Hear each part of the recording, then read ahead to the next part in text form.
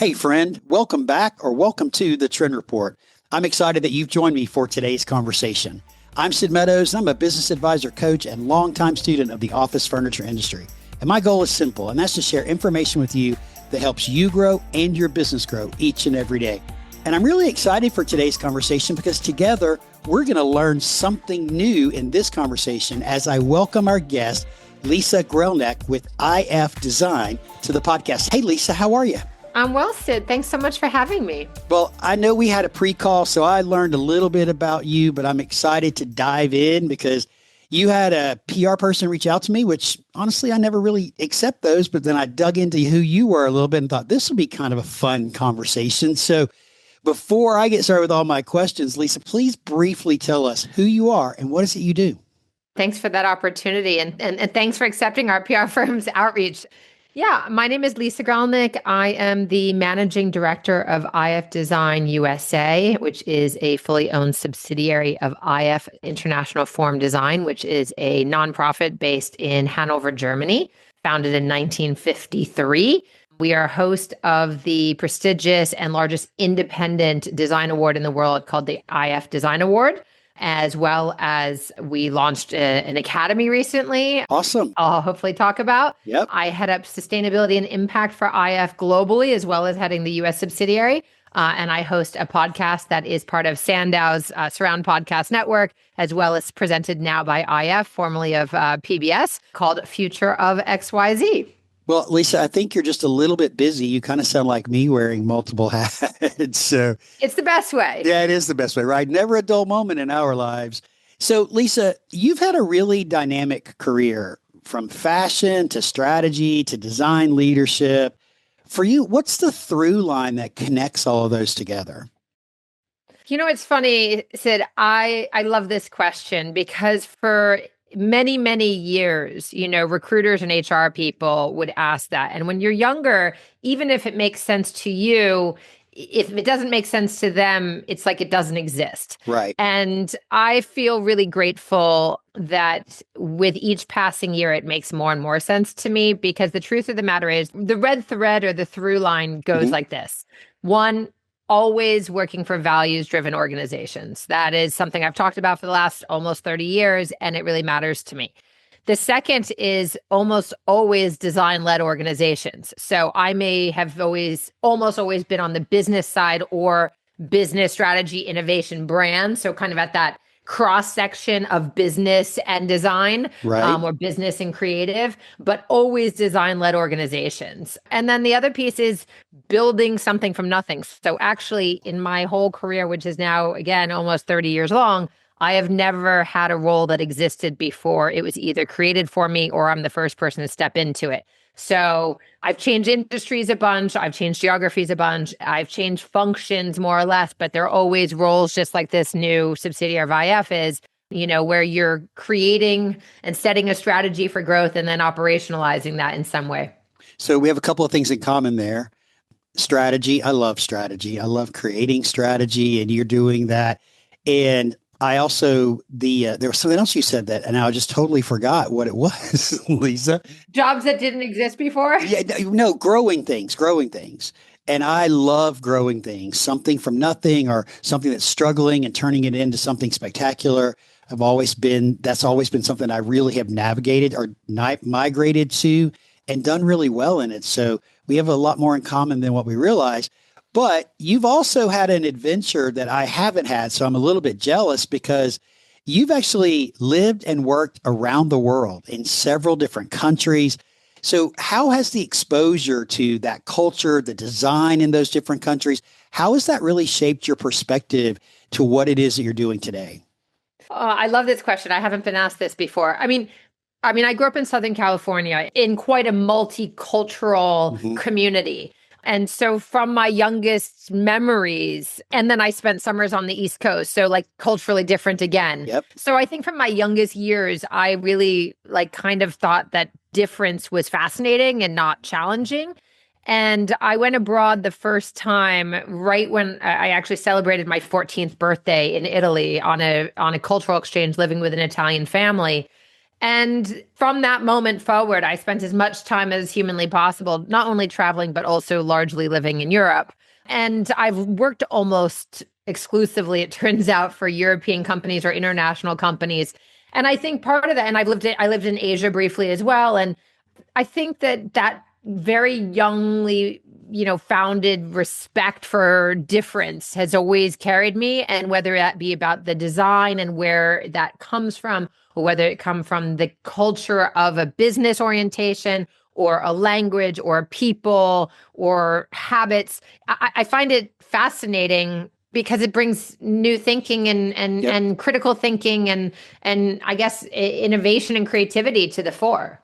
Well, there's a lot to be said that happens when you live in a different culture. You experience people in a different culture, their beliefs, how they live, all these things that help to really inform who you are and give you a different perspective. If you've only lived in this portion of the world or this portion of the country for your entire life, when you go abroad, your horizons literally are broadened because you're getting exposed to all this. My daughter's going through this now. I think most of the listeners know that she's in graduate school in London and living her best life. And I do worry, because you said something, I think I mentioned this to you before. I do worry whether or not she's actually going to come home or not. Totally.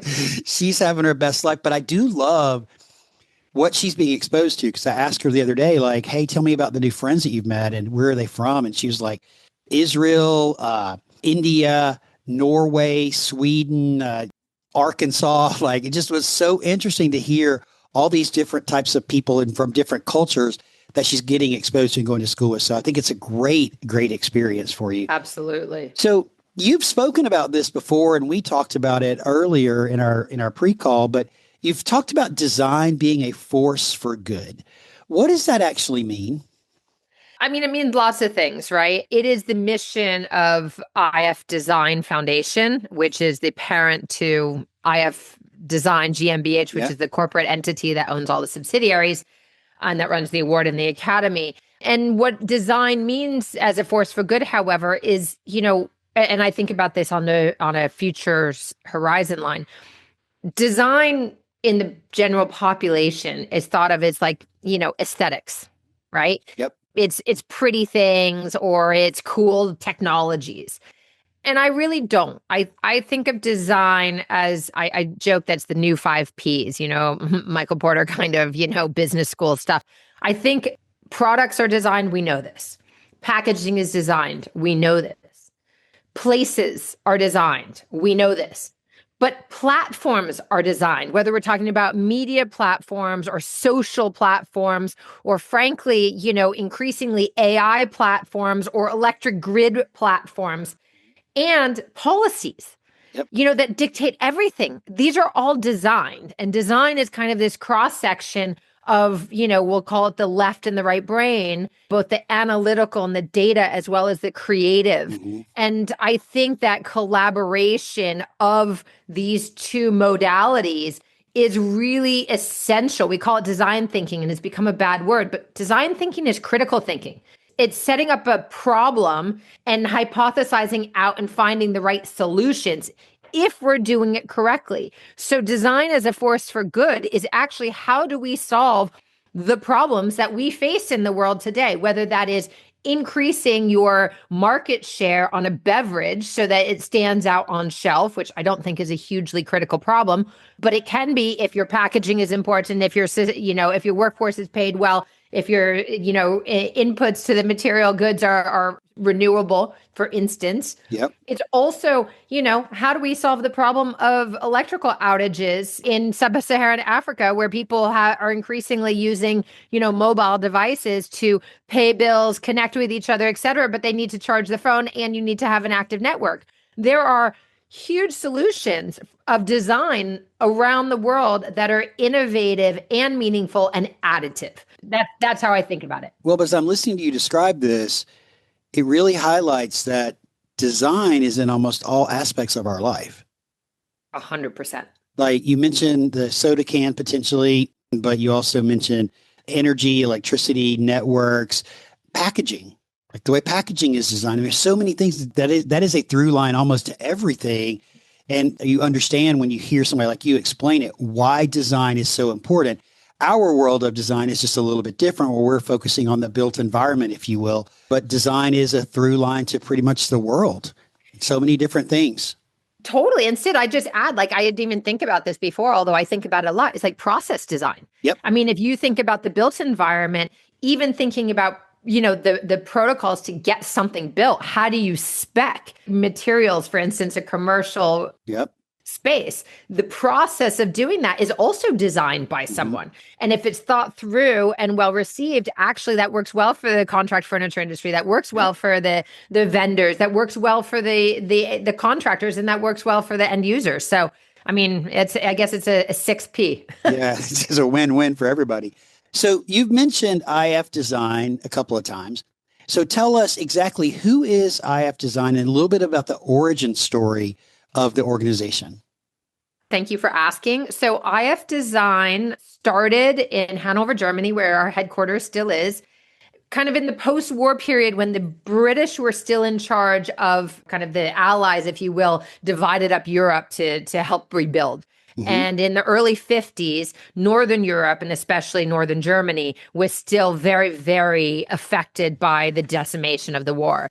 And there is this long, long history since the Industrial Revolution of industrial manufacturing and industrial design in Northern Europe and especially in Northern Germany. And so the Brits named Hanover as a location for a huge industrial design trade fair called the Hanover Messe, or the Hanover Trade Fair. And this is where like Dieter Hams like came out of, and like Braun when he was at Braun, and like all these big companies where they would show. It was the largest in the world for many decades.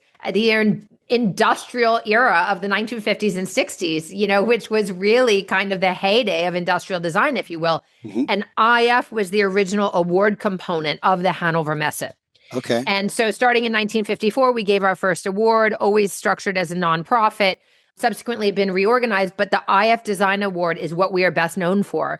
And the IF Design Award now every year welcomes about 11,000 entries from about 75 countries across 9 design disciplines, which include product, packaging, branding and communications, service and systems, and process design, Right. UX, UI, but also architecture and interior architecture, as well as concepts in all of those. I looked through the list and I was blown away at how comprehensive the list was. I'm like, oh my gosh, look at all these categories. Like, this is like crazy.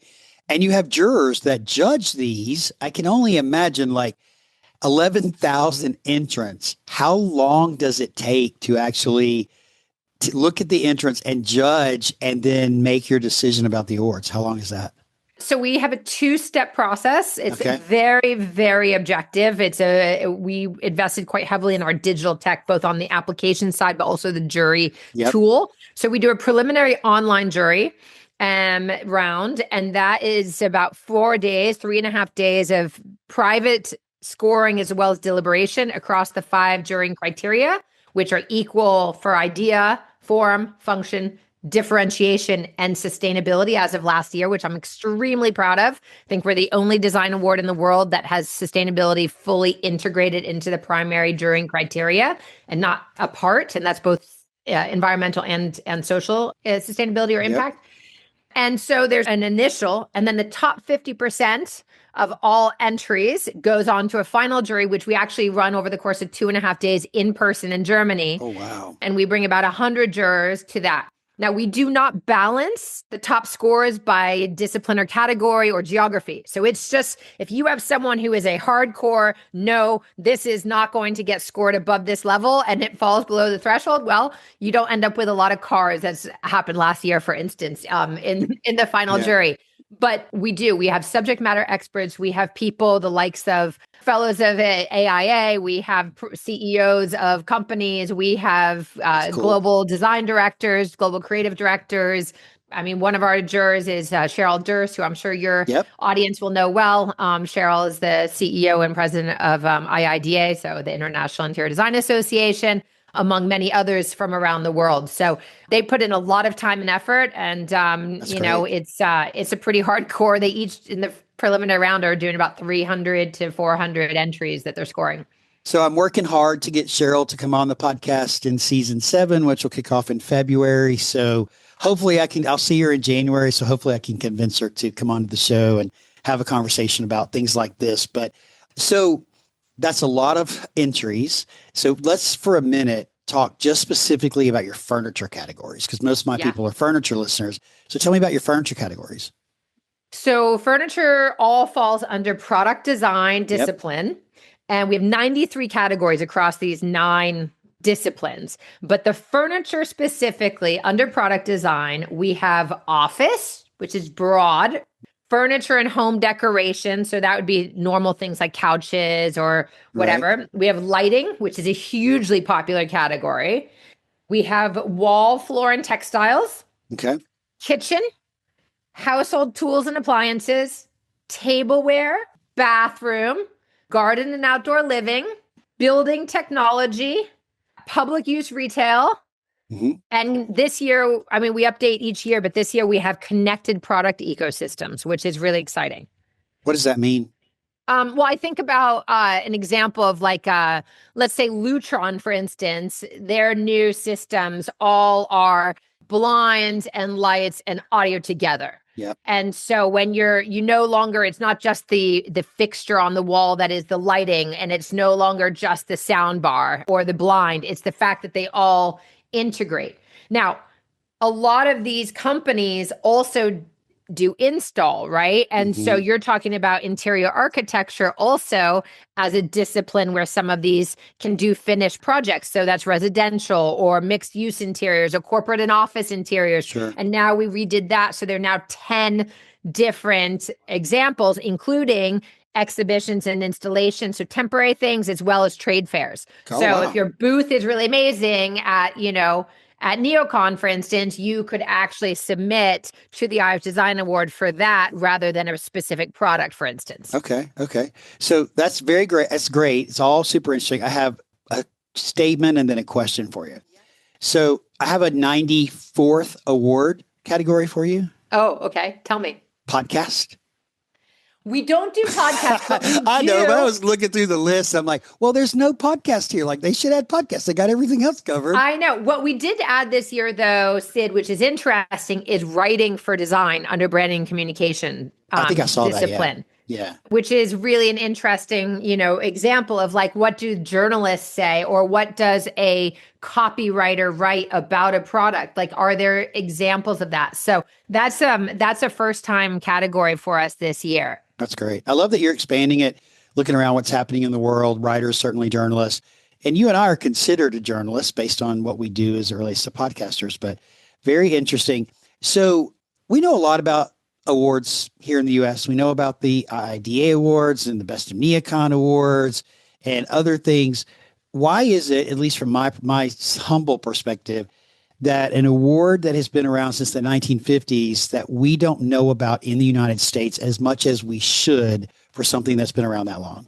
I think it's a very important question. And I would say that when I was approached for this role, I also was like, it can't be serious. I've never heard of it. And then you start looking into it. And the answer is quite simple. The prior CEO had been in the role for almost 30 years and was very, very heavily focused on Europe and Asia. So we have had subsidiaries in Taiwan, China, Japan, and South Korea, as well as affiliate offices in Brazil, Turkey, the Netherlands, Spain, Italy, for now over 20 years. Wow. We are extraordinarily well known in Europe, in Brazil specifically, not necessarily South America, and especially in Asia. If you go to Asia, I mean, my CEO, when he goes to Seoul, for instance, in South Korea, the capital of South Korea, he will meet with the mayor at times. He will go to China and he will be invited to ribbon cuttings from major innovation centers. You're meeting with the top people. You have corporate presentations that talk in the first slide of the design team how many IF Design Awards they've won. In the US, we have companies like Apple, who has won more IF Design Awards than any other company in the whole world. Wow, they should actually. Their But products they are don't amazing. talk about it because Apple uses it as an internal metric, right? For talent recognition, acquisition, and competitive analysis, not as a way of talking about it marketing wise. Sure. And you have companies like Pepsi, who also use it for their lead innovations, right? So things that are not in their normal portfolio, but as a way of challenging the status quo. Mauro Procini, who just went over to Samsung, is an example. His team was pushing the envelope at Pepsi. You have very small companies. You have a studio, for instance, out of San Francisco, industrial design studio called Whipsaw. They have participated every year for 26 years. And they do that because they get so much recognition out of the wins and out of the feedback that our jurors give in these criteria. Why it's not known is because of these various things, which is it's largely industrial design. Over 75% of our applications in the US are coming out of industrial design because that's where we're known. And then you have a lot of companies that keep it close. So our hope is, especially in the architecture, interior architecture, and let's call it design space in that sense, we're really hoping to grow. It's why I show up at NeoCon. It's why I'm thrilled that my podcast is part of Sandow. It's why I'm thrilled to be invited on this podcast, Sid. So all great information. The deadline to entry is coming up. When is the deadline? The deadline is November 5th for the 2026 awards. So we are in the final throes. It is not nearly as daunting an application process as one might think. Although if you had applied early, you would have a lot more time. But it's a very, very robust process, but we guide it well. There's lots of help, and I'm always available if people have questions. So if you're interested in learning more, you can head over to their website. We'll drop that link down in the show notes so you can see. But you got to act quickly. You got about a week from the time this episode publishes till the deadline. So, all right. So Lisa, we've talked a little bit about IF and what you do and the awards, but you've also been expanding, and now you have the IF Design Academy, where you've talked about that design leaders need a new kind of education. So tell us, what is the IF Design Academy? It's really exciting, and it's a very obvious, it seems to me, extension of the mission of IF Design. So just to back up for a second. So IF has the IF Design Award, which we've been talking about extensively. Yep. So thank you for that. We also offer an IF Design Student Award that gets about 10,000 entries every year. And we give we give 50,000 euros of prize money away to the winners there. And we bring them together for a big gala like we do for the award night. Last year, it was at the Guggenheim in Bilbao, and they were invited to 3 days of education and tours and things. The other award that we run twice a year, and we give 50,000 euros to each round, is the IF Social Impact Prize. Now, that's for established NGOs and social entrepreneurs, so not ideas, but things that exist, often micro. We have 100 projects from 130 countries that applied this last year. And both the Student Award and the Social Impact Prize are how does design, coming back to design as a force for good, how does design ladder or solve for one or more of the United Nations Sustainable Development Goals, the UN SDGs? So it's a very different thing than the IF Design Award, which is pure design, even though sustainability is built in. We have content, obviously. We publish an annual trend report to the name of your podcast, which is a very robust document with macro trends in academic research. We have an online magazine. We have newsletters. We have the podcast. The Academy, coming back to your question, is in fact the natural kind of expansion, I think, of all of these efforts to really bring design excellence and impact to the fore. The foundation's mission is academic research and education at a very esoteric level. It is, it's that. The Design Academy that we're offering is executive education for mid to senior level design leaders in business who need to level up their personal development skills, who need better business fluency, because a lot of, people don't speak the language of a P&L or of their CFOs or their CEOs, and we're losing designers in the C-suite all the time, which is a huge concern of mine, frankly. They need help operationalizing and scaling their design teams and expanding organizational influence. And then lastly, we really need to be looking ahead to the future. What are the skills of the future? AI, emerging tech, sustainability, things like this. And so we're offering online for now cohorts that are live and recorded combinations over the course of 5 weeks, our first courses, And each course you can go to the website, which is ifdesign-academy.com, and you can learn about our courses. They just kicked off in September. So we're in the beginning stages, but we have really, really impressive design leaders who are teaching these and lecturing. So the former head of McKinsey Design, for instance, is lecturing in one, and the former head of design at HP is leading one of these courses. So these are really, really amazing leaders. You're going to be in cohort with a lot of people from around the world and learning things that you need to up level not only your own career, but also your team. And so what's the criteria to join, or is there any criteria to join the Academy? There's no criteria. I mean, what we would obviously look and see that you're in the design world. Right. Although one might be able to say, like, I don't actually know how that would work, but if someone's a business leader and they want to learn from the design perspective, maybe they could take it too. But you just go online and you apply. It's all classes are exactly the same price. And this year we're offering a small discount because this is the first time we're running it. And so we're offering people to be able to give us feedback so that we can, again, just like we do with the categories in the IF Design Award, stay relevant and make sure that we're serving the greater good of the industry. And this would be available to industrial design, product design, anything that we talked about earlier that fits into that category of design. So it's not just interior designers or interior architecture or anything like that. It could be if you have something that's relative to design, this program is going to help you up level professionally and personally to get to the next step in your career.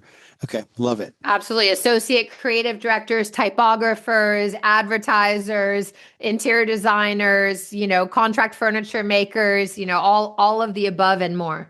So I would say that if you're a young designer, air quoting designer to broaden the scope of it, but if you're a young designer and you've been in a firm, because that's who we talk to. So if you've been in an architectural firm for a couple of years and you want to up-level your career, this sounds like something you might want to explore. It's an organized cohort. You're going to be with people from around the world, and you're going to be educated by worldwide design leaders. Some of them, you probably know their names. It could be a great thing for a good way for you to invest in yourself to further your career, whether that furthering your career happens tomorrow or 2 years from now. You're investing in yourself. And I'm a huge advocate of that. My only comment would be is that let's just not limit it to design leaders. Let's broaden the scope of it. And just like leaders in general, or aspiring leaders might be a good word, but I understand why it's to design, because I'm a huge advocate of education, professional development, and growth. So 100%. And I think one of the things that I'm very passionate about as well, Sid, is this cross section. I have an MBA, and I was, my program had a crossover with Art Center in Pasadena. We had one course, and those students were able to come to the business school and take courses. And we took one course together, which was a product development course. And it was really fascinating, I think, for everyone involved, but it's something that's rare. And unfortunately, I think design students don't learn the language of business, and we see it all the time.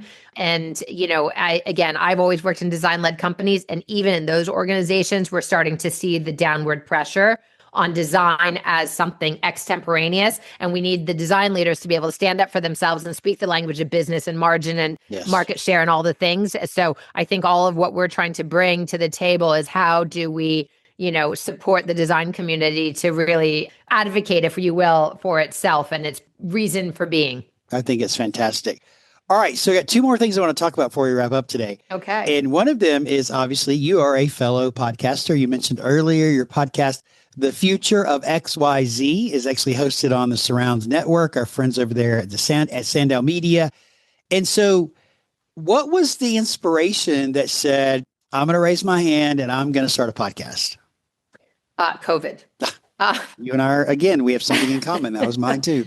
Yeah, no, I mean, you remember, Sid. I mean, we were all locked in our homes and behind a computer. And as I mentioned, my career has touched many, many aspects of business, the world, industry, functions. And I found over the course of COVID, I'd been running my own consultancy at that point for 6 years or so.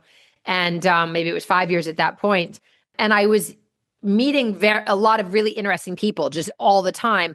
And I joined an executive women's group, and I was meeting even more interesting people. And I have this broad network from my business school. And, you were just having conversations. And someone had said to me before COVID, oh, you should start podcasts. And then someone else said, you have no time for that. So I wasn't playing with it, but I started thinking these conversations are really interesting. They're just engaging, people are communicating. So I started recording videos of these conversations, and I called it Future of XYZ because I've always been considered myself a futurist before this futurist thing came to life. Yep. And future of XYZ was XYZ is like whatever. It's a multiple variable that can be anything. It's a holding line. It's also how I referred to destinations and strategy. It's like you're going to destination XYZ because for every organization or every division, it was something different. Yep. And so I called it Future of XYZ. And my first guest was the former CEO of Danone, who had become at that point the world's largest B corporation. And Lorna Davis was a friend and colleague, and she agreed to be my first guest. And we talked, about the future of humanity was the topic. It was nice and small.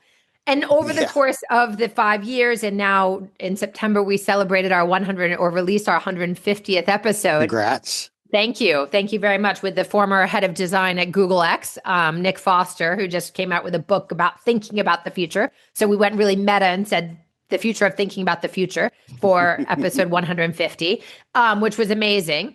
But I think, I got into this podcasting thing because there are so many interesting people in the world doing fascinating things. And how do you share that expertise with people? And how also, frankly, it's a selfish passion project. I love these conversations. They're great. So Future of XYZ is the name of it. And it's now presented by IF Design. And as you mentioned, part of Sandout's Surround Podcast Network.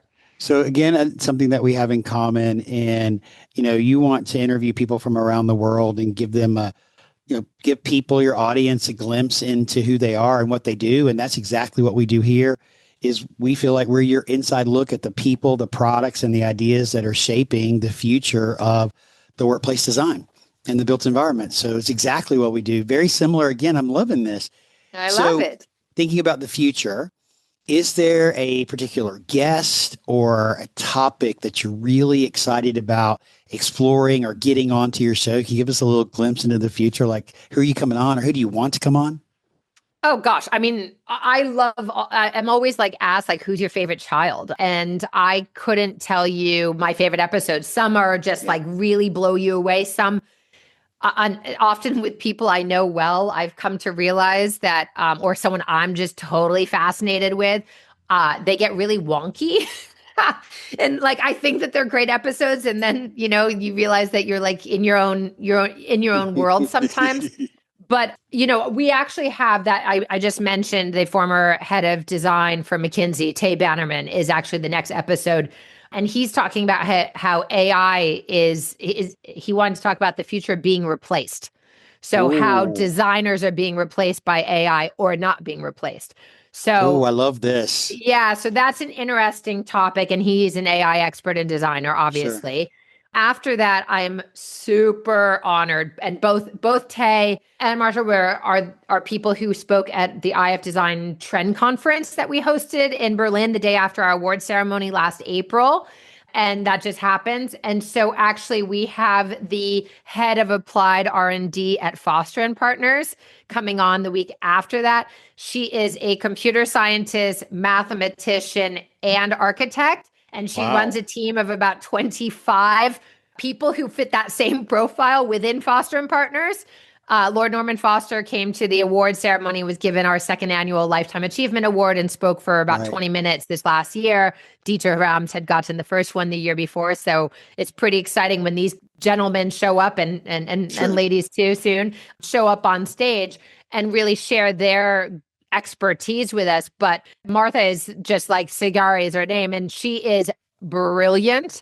And it may be one of those wonky things because it's talking about things like, how do you get 80% of the way there, putting the inputs into a project, design in the algorithm? How do you use robots to double check certain exposures and things and solar loads and things like that? And then use that data set in order to build an even better and more innovative and often more sustainable and, architectural project. And so it's really exciting. And then we have people like, the first of the year, we'll have the head of Dolby Sound, talking about, the future of movie going. So we have chefs, and it's always now around creativity and culture and I design love that. and all the topics we all love. So I've listened to a couple episodes. They're great. They're short, but we will be sure to drop a link to your website and to the episode on Apple and Spotify down in the show notes so people can go and check it out and Thank you, give Sid. Lisa a little bit of support.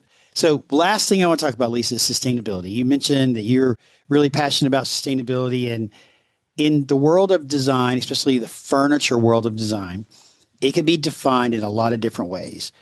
How do you define sustainability? It's an amazing thing. When I came out of grad school in 2008, I had gone to grad school after 10 years in the fashion industry, 9 years in the fashion industry, to do sustainability and luxury.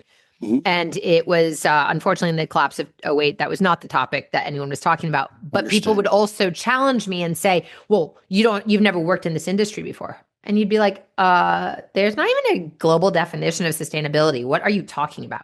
Now, fast forward 20 years, and we still don't have a global definition of sustainability, which is just tragic. And it dilutes what sustainability means.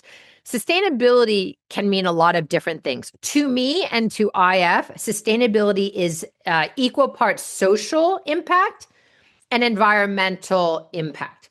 On the environmental side, you could look at it through a circular lens, the lens of circularity, but it doesn't have to be. It just needs to be thinking about how do we not only think about extraction, single use, waste. We have to think about reuse, repurpose, recycling, and all of these aspects that minimize what we are taking away from the planet and what we're adding in waste to the planet, either in terms of emissions of production. You think about the dyes that are used, the water that is used, the materiality that is used and or thrown away. Yeah. That is first and foremost on the environmental side.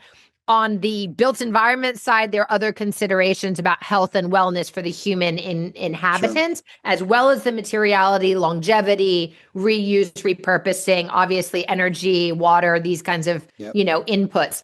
And then on the human side, every single thing that we do. So you think about education in a website, right? How much, Flash is beautiful. It looks great. But at the end of the day, it uses an enormous amount of energy.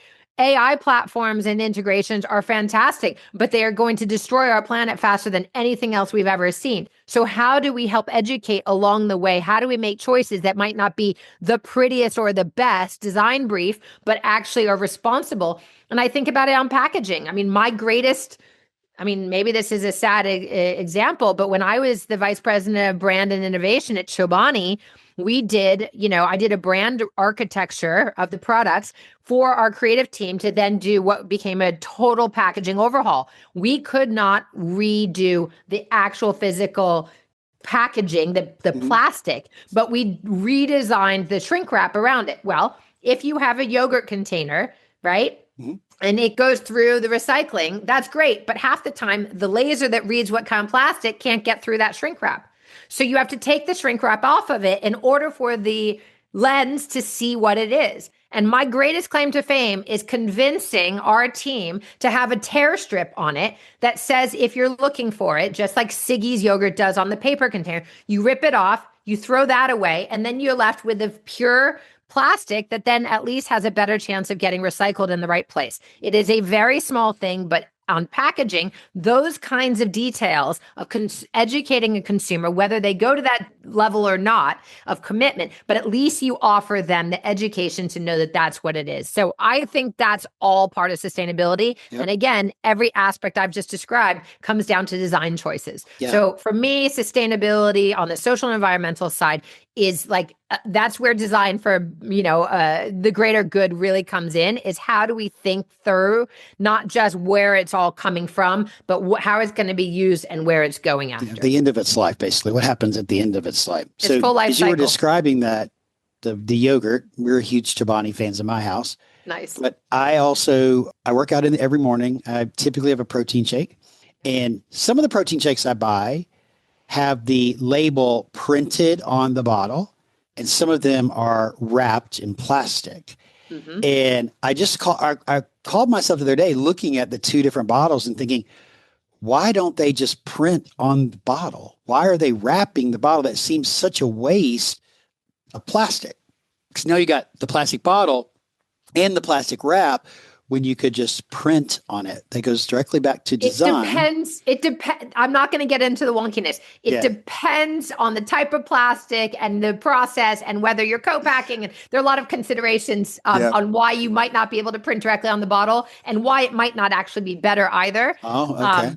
But yes, I mean, we just have too much plastic in our consumer goods in this world, in our grocery stores and on our airplanes and everywhere else in between. As I'm drinking water out of a plastic bottle, but I do reuse the bottle on a regular basis. I do all the time, actually. We actually have a filler, a water container thing in our pantry back there where I fill the water.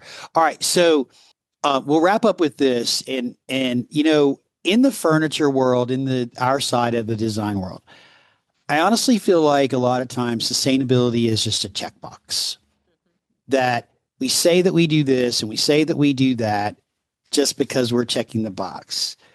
How is IF doing anything to help advance sustainability standards and where we're headed? Because, and this is a kind of a two-part question, because the designers in our industry that work at the firms that are specifying furniture don't fully understand sustainability. And they see a checkbox that says this product is BIFMA level 3 certified, which is great. And it's a great initiative.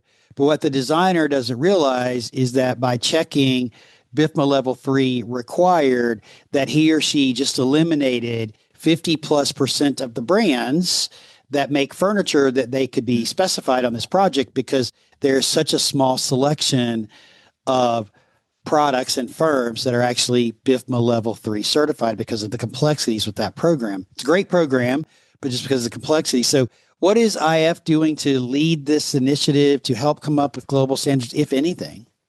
So I'm really proud of the work we're doing. And we're at the kind of in year 2.5 of a multi-year journey. We have created, first and foremost, a sustainability working group, which operates similarly to our jury. It's outside experts who are experts in sustainability from across industries, as well as organizations like the Ellen MacArthur Foundation, who advise me and our award team on kind of where we're going and how to ask questions. What are the certifications that matter? Right. Again, we have 93 categories and entries from, over 70 countries, and nothing is globalized, or very, very little is globalized. So we are constantly kind of evolving. What we have done, first and foremost, starting with the 2025 award, is consider sustainability as 20% of the score. That is already way more than what any other design award in the world, to our knowledge, is doing. And what we do in that is, you, just like you do for the others, you have a form fill where you explain, what are you doing?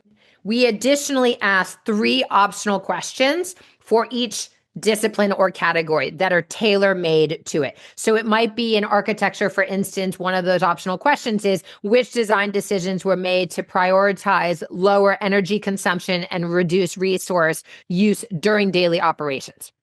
So then you have a checkbox, right? Or what sustainable design strategies are incorporated into the design of this product? And then we have the R ladder of circularity, without calling it the R ladder because that's really wonky, but things like, repairability and recyclability. And so really trying to educate each level along the way.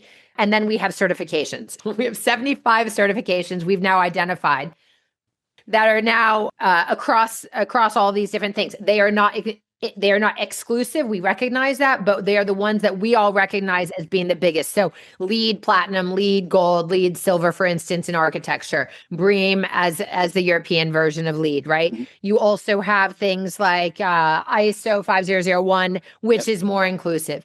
And then you have a couple that are corporate level, so 1% for the planet or B Corporation, that have more rigorous global standards. But most are at the project or product level. And so right now, our first step is to say, this is 20% of the score. Here are the things that we think matter the most in this particular category or discipline. How are you thinking about it? Got it. And with each passing year, we evolve it a little further, and we're pushing. And those experts, those sustainability experts, advise our jurors. They do not have voting rights, but they advise our jurors. So as we go along in the process as well, when you think about the head of, UX for Samsung, who was a juror last year, for instance, or people who are running their own studios around the world, they are also continually getting educated on what sustainability excellence looks like as we go forward, as are the applicants themselves. So that's how we're right now contributing. Well, it's an important topic. It's one that our industry needs to continue to talk about. The world needs to continue to talk about it. As an industry, we use a lot of the world's natural resources, and we need to figure out our part of this and how we do better. Statistics show that about 17 billion tons of office furniture go into a landfill on an annual basis. That's about 50% of Think about the electronics behind it, too. I know. Yeah, it's so much, but it's something we need to continue to talk about. You said this earlier. We need to challenge the status quo with this. We need to challenge people to do better. We need to challenge businesses to do better so that collectively we can do better for our planet and leave our planet better for the people coming up behind us. So, Lisa, 100%. This has been a fascinating conversation. I've learned so much. I'm super excited to have met you. I really appreciate you joining me today. If our listeners would like to get in touch with you, what is the best way for them to do that? My personal favorite is LinkedIn. So Feel free to link in with me. You can also obviously follow IF Design on LinkedIn, on Instagram, visit the website, ifdesign.com, or you can follow Future of XYZ and subscribe anywhere you get your favorite podcasts and on YouTube. Well, we're going to have all that down in the show notes. Be sure that if you reach out to Lisa on LinkedIn, let her know that you heard her here on the Trend Report. That's why you're reaching out. So, Lisa, last question. If there's one thing, one action, if you will, that you would like our listener to take after hearing this conversation, what would that be? Visit ifdesign.com, explore the website, explore. Great. It's a great resource. I mean, we've indexed all winners since 1954. Wow. So even if you're not even thinking about participating or anything else, the content inspiration is exceptional. So I would say visit ifdesign.com, check it out, see what it's all about, and use it as a resource for your own research as well. Thank you so much again. Hey, thank you for listening and joining us for this conversation. Go out there and make today great. And we'll see you right back here in a couple of weeks. Take care, everyone.